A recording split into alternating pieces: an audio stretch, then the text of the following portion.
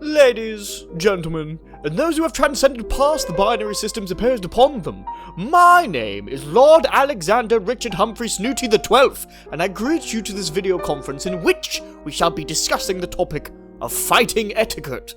For those less educated, it is common for your opponents to attempt and engage in close-range fisticuffs during combat. People who attempt to fight in this manner are called brutes. The person who used to own this channel was once a brute, but do not worry, dear viewers, this channel is now in my capable hands. You dick! My apologies, but who do you think you're talking to? You're that Baron guy who locked me under my sink and stole my channel! Well, in my defense, you were being aggressive towards me.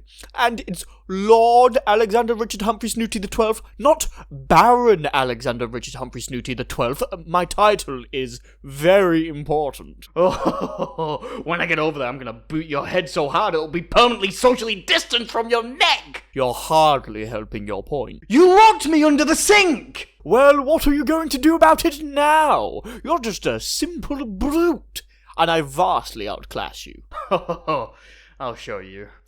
What? No, you wouldn't. May. Please, I'm sorry, I'll give you your worthless peasant channel back. You can't do this to me!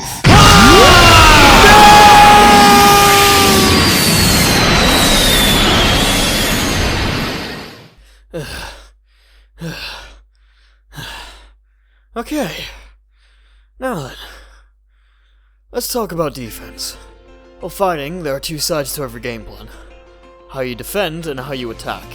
In the previous videos we've talked a lot about attacking, getting in on your opponent, finding ways to break their defense and beat them down. However, we've basically yet to talk about the other side of the coin, defense. When it comes to fighting games, it's generally an unwritten rule that if you have bad defense, you're gonna get bodied. Thus, it is generally one of the first things that new players are encouraged to learn. If you can't block my light jab, how are you expected to block my mix-up? Defense has always served a critical role in fighting games, and it's why most games have large and diverse defensive options. Push block, reversal, invincible DP. Fighting games are as much about the defensive game as it is the offensive game. But, what if, and hear me out, you just really don't want to block? And I'm not talking about rush down not wanting to block, where you just hold forward and press buttons so the opponent has no option but to block. I mean, if you never get into the range where you need to block. What if you never get into the range where you can even get hit? Ladies, gentlemen, and others, today we're going to learn about social distancing in fighting games. So welcome to Fighting Game Archetypes for Dummies Episode 4, Zona. Let's get into it, shall we? Zonas! Oh boy, this is going to be a long one. The Zona archetype is defined by having a lot of tools that can keep opponent out and away from them. Their effective range looks like this. Oh, what's that? You think your video's bugged? Nah dude, that's their effective range. If you're not within kissing distance of the Zona, you're in their effective range. If the Zona is a projectile character, basically nowhere on the screen is safe, as they generally have kits specifically designed to be able to hit you anywhere on the screen. So this is generally in front of them, above them, and below them, at angles that will stop jump-ins and cause enemies to block whenever the projectiles come in. Now, the more observant bunch of you might be going, well, Gecko Squirrel, even if that is your real name.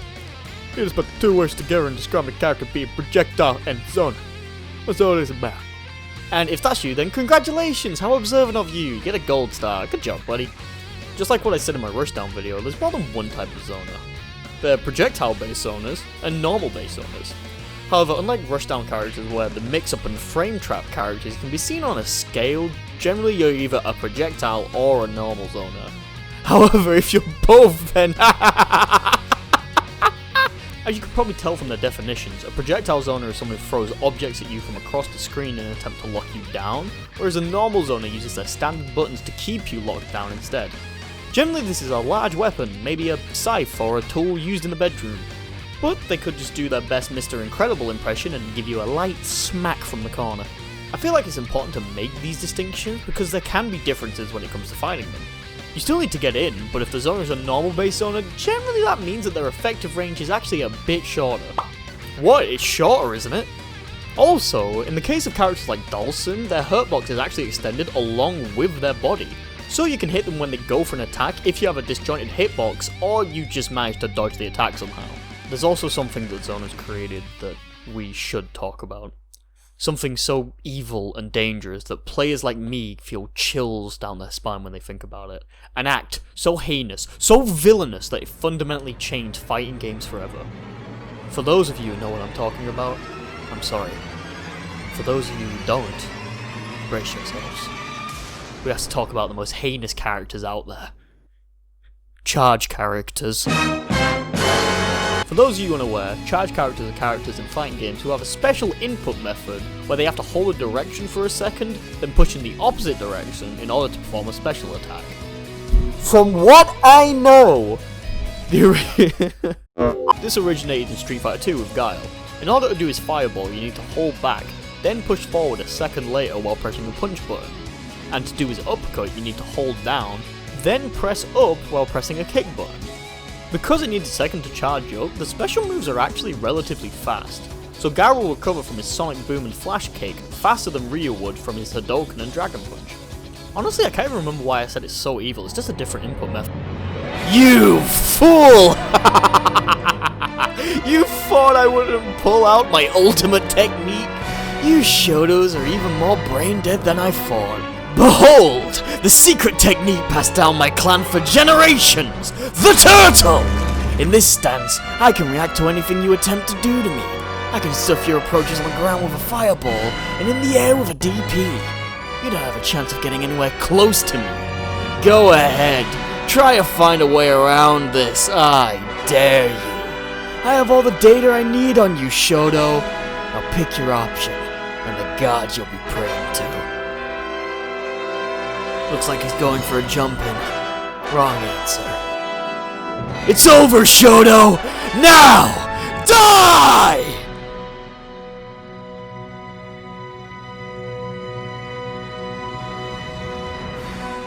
Nah, that anime sucked.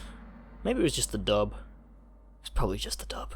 If you couldn't tell from that, turtling is the act of holding down back so you can charge up both your down and back charge.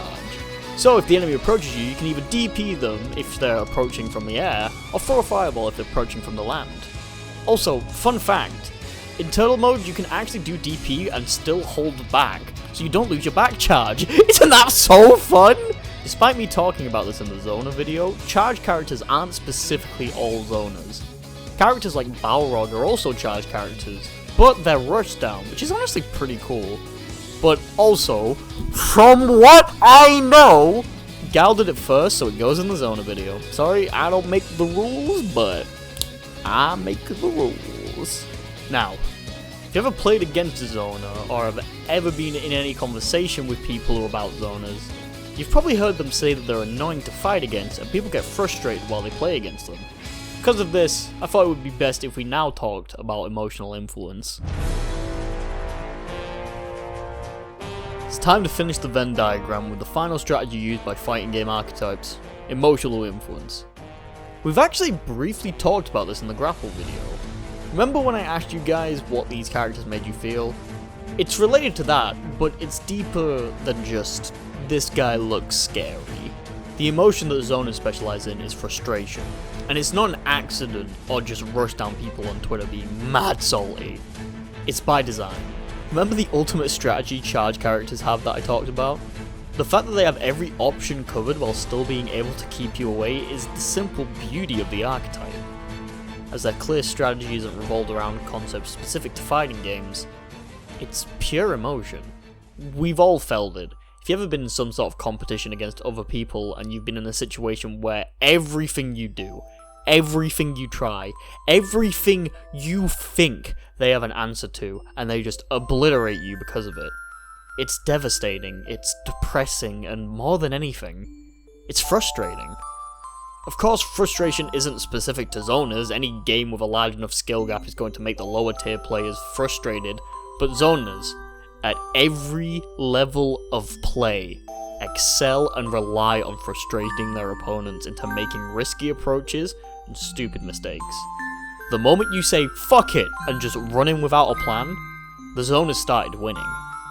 If you're playing as Owner, you probably already know this, even if it's just on a subconscious level. You know the moment when the enemy just gets desperate and basically runs at you, hoping they get anything. And I imagine it's gratifying, but for the rest of us, we need to find a way around this. Our emotions greatly affect the way we play. If we're feeling ourselves, we'll probably go for the risky combo. If we're scared, then we'll try to scramble and get away. We need to learn from the Shotos. We need to calm down. We need to observe. And we need to think. The time is ticking, but don't let it overwhelm you. Breathe, think, and act. You got this. I believe in you. Also, you may be wondering what emotion Rushdown makes you feel, and the answer is no emotion, because it's hard to feel anything when you have a pounding headache. Zoners are defined by their ability to play effectively from full and three-quarter screen, by using projectiles on large normals that can keep their enemy away. Despite the fact that their game plan is generally seen as scrubby, cheap, and not real fighting game, they're extremely effective and get shit done. If you really can't stand the smell of your opponent's breath, it would be a good idea to play a Zoner. Just, please don't turn into that Alexander guy and start locking people under sinks. All archetypes are valid and equally as good and enjoyable. Enjoy what you enjoy. If you're like me and get a thrill just running someone down and mixing them up, are you kidding me? Enjoy what you enjoy. If you're like me and you get a thrill from just running someone down and mixing them up, good for you. If you enjoy grabbing someone and doing half their health after dealing with fireball spam for the entire match, awesome dude, you earned it. If you enjoy sitting in the corner and frustrating your opponent beyond belief, then great for you, I'm glad you're enjoying the game. If you enjoy playing a character that can do a bit of everything, then amazing. Enjoy what you enjoy, and be nice to everyone no matter what they play. And that wraps up the main archetypes. It's been a crazy ride, honestly. I hope you all have learnt something along the way with me through the series. I sure have, actually having to translate my dumb monkey thoughts into actual script, but it was fun. And there are more, there isn't just 4 archetypes. There's different ones, unique ones. Archetypes have their own gimmicks and differences, their own unique way to play the game with unique different strategies that are just for them. But those are for another time. I think I should make a video on a different subject for now. Thank you all for watching, make sure to like and subscribe, and I'll see you next time.